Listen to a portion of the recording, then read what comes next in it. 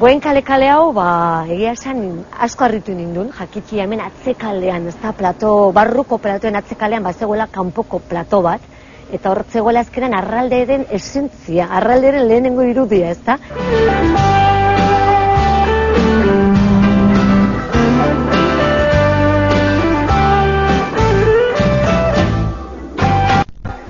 Bueno, hogi bidea ez aparte.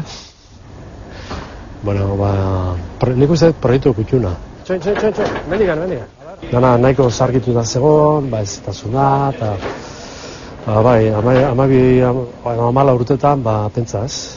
Hemen zenbat gauza grabatu diren, zenbat gauza bizitu diren, ekaragarria da. Kaixo, familia! Rockefeller! Berri! Hori, ikesan beharko dut? Gabi!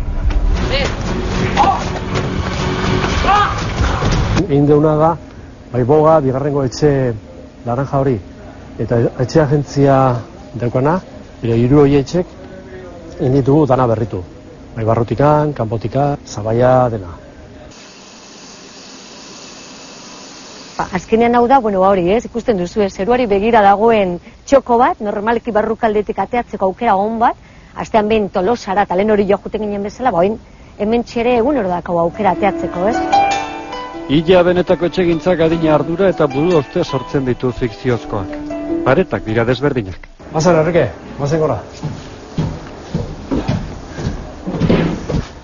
Hau da platoko, bestaldeko aldameneko platoko pareta, eta hemen lehen esan dugun egitura bornizkoa, ez? Honea itxatzita dihoa, fatxada edo dekoratua.